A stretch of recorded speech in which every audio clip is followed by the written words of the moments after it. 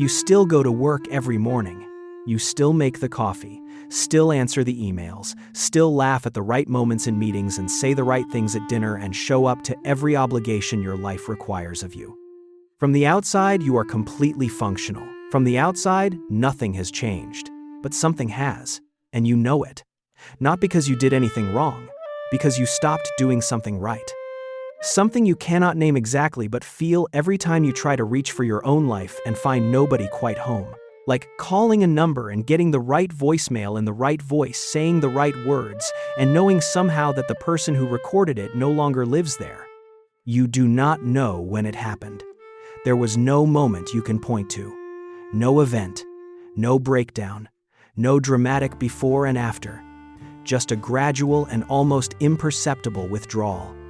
Like a tide going out so slowly you did not notice until you looked down and realized the water was gone, and you were standing on empty sand wondering when that happened and how long you have been standing here. You are not depressed. Not clinically. You sleep fine. You function. You manage your life with the quiet efficiency of someone who has accepted that managing is all there is. You have simply, somewhere along the way, stopped believing that any of it is actually yours. This is not a story about crisis. This is a story about something quieter and in many ways more dangerous than crisis. This is a story about the specific moment when you stopped leaning forward into your own life. When the reaching stopped, when the wanting went underground, when your soul, without making any announcement, without any drama, simply decided it was no longer safe to be fully present in a life that was never quite true.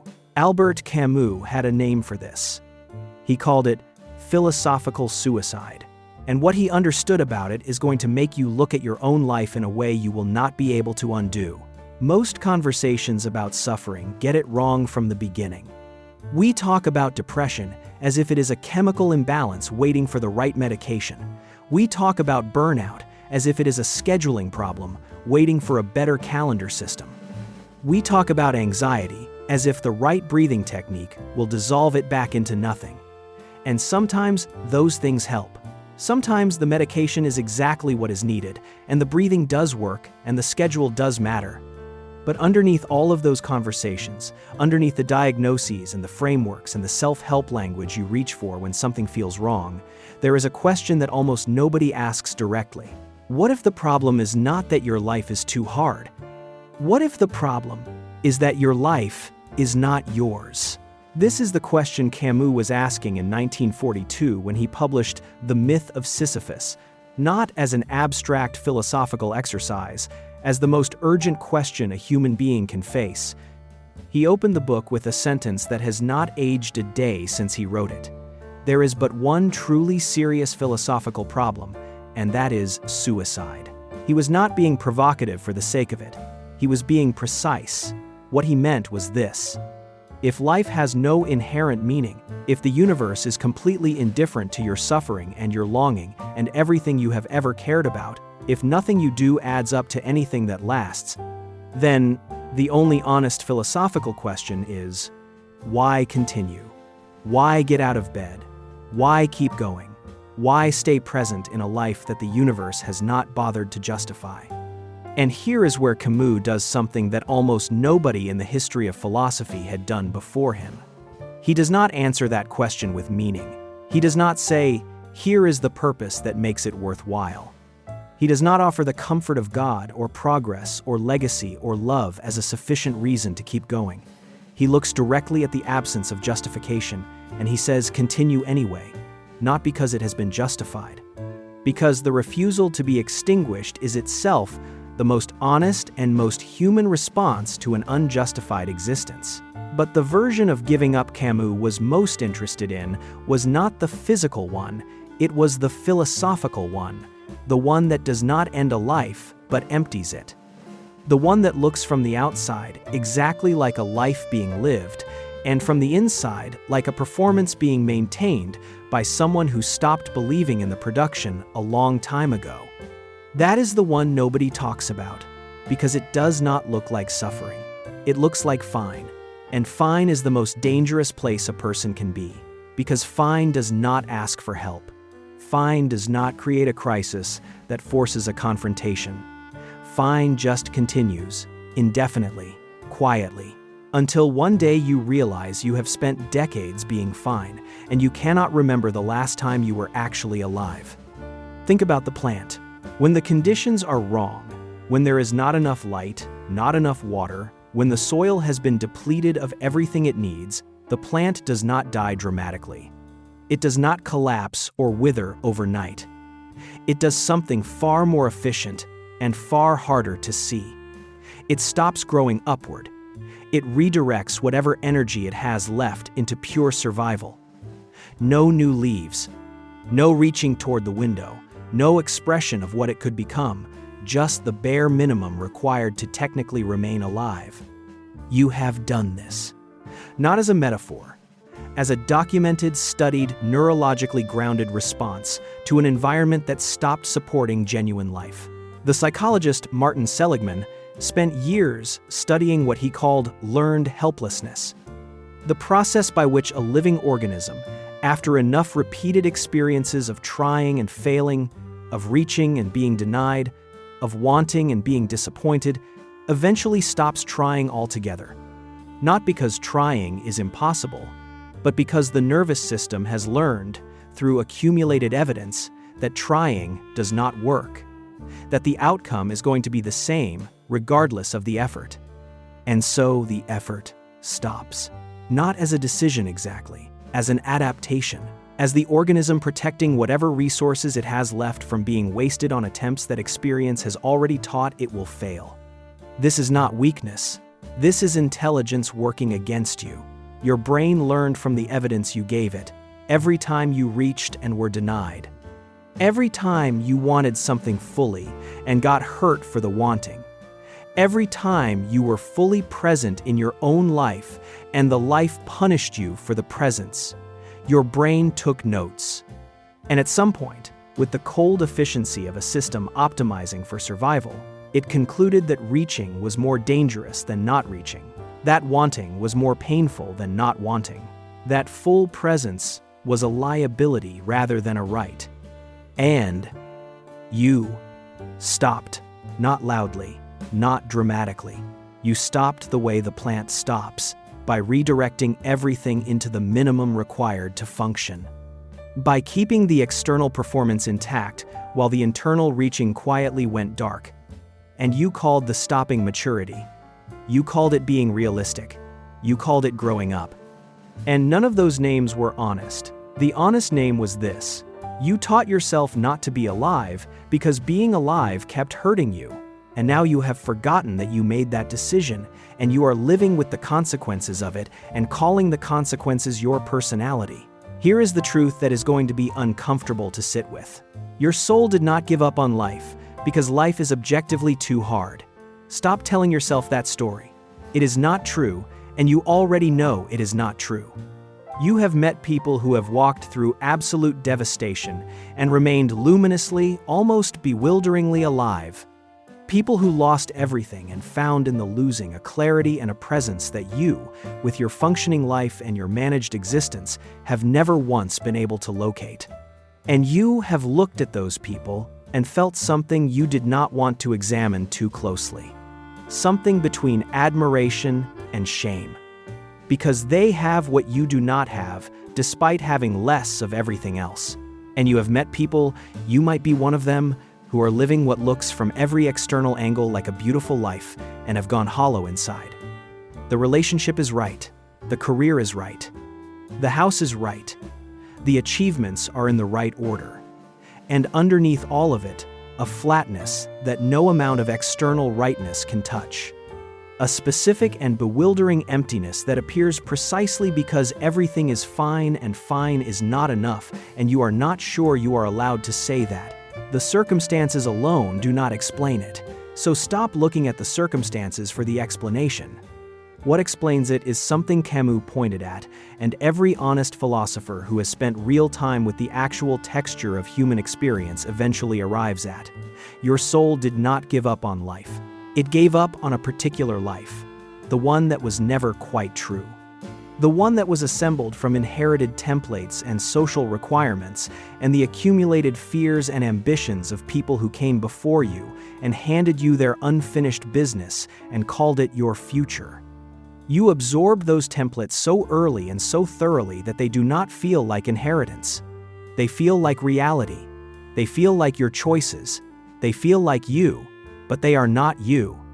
They are the shape that was pressed into you before you were old enough to push back. And your soul knows the difference even when you have forgotten it. Your soul has always known the difference. And the withdrawal, the flatness, the philosophical suicide that Camus was describing is your soul refusing to keep pretending otherwise. The neuroscience of what is happening inside you during this withdrawal is not comforting and it is not subtle. When you experience chronic stress, not the acute stress of a specific crisis, but the low-level grinding chronic stress of sustained inauthenticity, of being slightly wrong in your own life for years and decades, your brain undergoes measurable structural changes. Research on the neurobiology of chronic stress shows that prolonged exposure to cortisol, the primary stress hormone, physically alters the structure of your prefrontal cortex. The part of your brain responsible for planning, for decision-making, for the capacity to imagine a future that is different from your present, it shrinks, not metaphorically, measurably. The neurons lose dendritic branches. The connections become less dense. The capacity for what neuroscientists call psychological flexibility, the ability to genuinely imagine alternative possibilities, to reach towards something that does not yet exist, literally diminishes at a structural level. This is what years of performing a life that does not fit does to your brain. It does not just make you feel flat, it physically reduces your capacity to imagine that things could be different.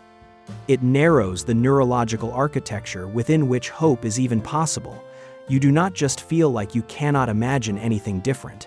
In a very real, measurable sense, you temporarily cannot. The hardware for imagining has been compromised by the sustained cost of being the wrong person in the wrong life for long enough. And then the default mode network, the part of your brain that activates during rest and generates the internal narrative you tell yourself about who you are and what your life means, starts changing its patterns. Research on depression and anhedonia, the inability to feel genuine pleasure or anticipation, shows consistent abnormalities in default mode network activity. Your brain stops generating the forward-looking, possibility-oriented internal narrative that makes a life feel like it is going somewhere. It defaults to repetition, the same loops, the same conclusions, the same evidence that reaching does not work and wanting is dangerous and the performance is all there is. This is the neurology of philosophical suicide. Not a choice, not a character flaw. Not a weakness you need to overcome with more discipline or more positivity or more effort. A brain that has been trained by experience and structurally altered by chronic stress into a state where genuine aliveness has become difficult to access. You are not broken, you are adapted. Adapted to a life that was never built for you, and the adaptation is now the cage. Here is what Camus understood, that the neuroscience confirms, and that you have been avoiding looking at. The withdrawal is not the problem. The withdrawal is the message. When the flatness arrives, when the color gets turned down and nothing quite lands, and you are going through the motions of a life that technically works and feels like someone else's, your first instinct is to fix it, to troubleshoot it, to find the variable that is wrong and correct it. More exercise, better sleep, different job, new relationship, right therapist. And sometimes those things help. Sometimes the variable really is wrong, and correcting it really does restore something. But sometimes the flatness is not a malfunction. It is your soul sitting down in the middle of the road and refusing to take another step in the direction you have been going, not because the road is too hard, because the road was never yours. And no amount of optimizing your performance on the wrong road is going to produce the feeling of being on the right one. Camus argued that the honest response to this moment is not to paper over the silence, not to rush back in with noise and busyness and new goals and fresh stimulation that recreates the sensation of forward movement without the substance of it. He argued that the moment the false life becomes impossible to sustain is the most important moment you will ever face. Because it is the moment when the question of what you actually want, not what you have been told to want, not what would make other people comfortable, not what fits the template you inherited, becomes impossible to avoid. And that question genuinely asked and genuinely sat with, rather than immediately answered with the next available comfortable option, is the beginning of the only kind of life Camus thought was worth living. Not a life justified by meaning that arrives from outside, a life chosen, deliberately, consciously, with full knowledge that the universe is not going to validate the choice and full commitment to making it anyway. That is what he meant by Sisyphus. The man condemned to roll the boulder up the hill forever, to watch it roll back, to begin again. Camus ends the essay with a sentence that stops people cold every time. One must imagine Sisyphus happy, not because the situation has been resolved, not because the boulder stops rolling back, because Sisyphus has stopped pretending the boulder is going anywhere and started actually inhabiting the pushing, choosing it rather than enduring it. That is the difference between a life that is administered from a safe distance and a life that is actually yours. Here is what the in-between actually feels like. The period after the false life has become impossible to maintain and before the true one has taken any recognizable shape. It feels like nothing. It feels like failure. It feels like you are falling behind while everyone else moves forward. It feels like you made a catastrophic mistake by not just keeping the performance going because at least the performance had a shape, and this has no shape at all, and your mind is screaming at you to just pick something, anything to fill the emptiness with forward motion. And this, right here, is where most people destroy the only real chance they ever had. They rebuild the dam. They go back to the life that was making them hollow because at least it is familiar. At least they know how to perform it. At least the uncertainty stops. They call it being practical. They call it being responsible. They call it growing up. And it is none of those things. It is terror, pure and simple.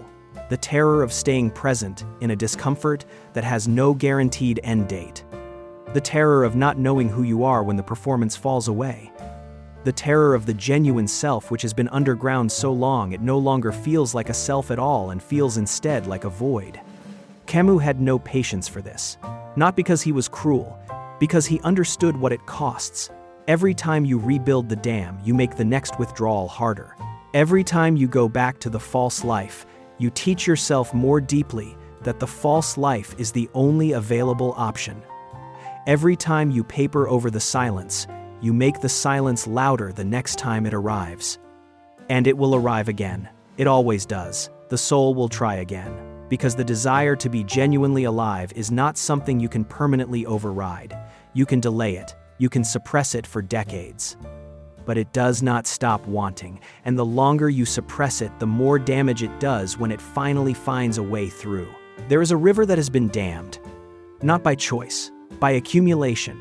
Years of debris and silt and the wreckage of floods and things that just piled up until the water could not move freely anymore. From the outside, the river looks like a swamp. Still, stagnant, like it gave up. But if you remove the dam, and this is almost always a violent and disorienting process, the river does not politely resume its previous course. It carves new channels. It goes places it has not been. It discovers its own direction with a force and a specificity that surprises even the landscape it is moving through. This is what happens when you stop fighting the withdrawal and start listening to it. When you stop trying to rebuild the performance and start asking with genuine curiosity what you actually want to express. Your soul did not give up on life. It gave up on a life built on premises that were never true. And what is underneath that giving up, if you are willing to stay present with it long enough to find out, is not emptiness, it is direction. It is the specific and powerful knowledge of what you actually are when nobody is requiring you to be something else. But you have to be willing to not know for a while. You have to be willing to sit in the in-between without immediately filling it. You have to be willing to let the river find its own channels rather than rebuilding the dam that was holding it in the wrong shape. Most people cannot do this. That is not a judgment. That is an observation. The in-between is genuinely terrifying, and the pull toward the familiar false is genuinely powerful, and the cultural pressure to appear functional and forward-moving is relentless. Most people rebuild the dam. Most people choose the known hollow over the unknown true, and then they spend the rest of their lives managing the consequences and calling the management a life. You spent years building a version of yourself that worked. That got approval. That kept the peace. That made sense to everyone around you. That fit the template well enough that nobody asked any difficult questions, and you were good at it. So good that you stopped noticing it was a construction. So good that the construction started to feel like a self. So good that the day it stopped working, the day the performance became impossible to maintain, felt like a breakdown rather than what it actually was. A breakthrough. The flatness is not your enemy. The withdrawal is not a failure. The philosophical suicide Camus was describing is not an ending. It is the most honest thing your soul has done in years. It is the refusal to keep participating in a lie, and lies that have been running long enough feel like reality when they stop. The exposure of them feels like collapse, but it is not collapse, it is clarity. Arriving in the most uncomfortable and inconvenient and disorienting form possible, which is the only form real clarity ever arrives in. Research on post-traumatic growth shows consistently that the people who experience genuine transformation after periods of severe difficulty are not the ones who resolved the difficulty fastest. They are the ones who stayed present with it longest before reaching for resolution, who sat in the uncertainty rather than immediately filling it, whose brains during that period of sustained not knowing were actually forming new neural pathways, new patterns, new structural capacity for the psychological flexibility that genuine aliveness requires. The in-between is not empty. It is where your actual life is being built. The river is not stagnant. It is learning where it actually wants to go. And that learning requires the dam to stay down long enough for the new channels to form. These conversations exist somewhere beyond what this platform allows. Not as a footnote, not as bonus content, as the version of this that does not have to survive an algorithm designed to keep you comfortable. The ideas in this video get taken further there, harder, more honest, into the specific territory that gets flagged and suppressed and quietly buried here because it asks too much of people who came looking for something easier. There are debates where everything in this script gets challenged in real time by someone who came back with the hardest possible questions. There are videos that were never going to survive the platform. Written pieces that say directly what this format has to say sideways.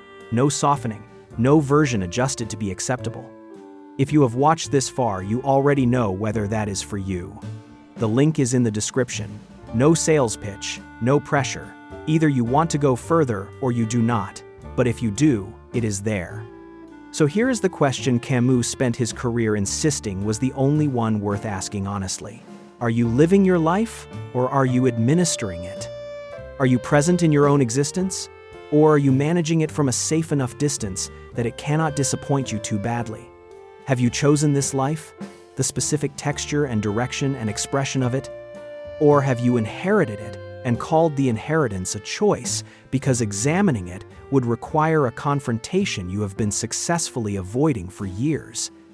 You do not have to answer today. You might not answer for a long time.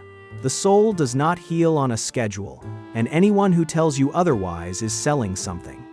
But the asking, the genuine asking without immediately reaching for the most comfortable available answer, that asking is itself a form of reaching. And reaching, even slightly, even tentatively, even in the specific dark of not knowing what you are reaching toward, is the opposite of philosophical suicide. Your soul did not give up on life. It gave up on the version of your life that was never quite true. And what is underneath that giving up, if you are willing to stay present with it rather than immediately rebuilding the dam, is not nothing. It is you. The boulder is going to roll back. It always does. The question is whether you are going to push it as yourself.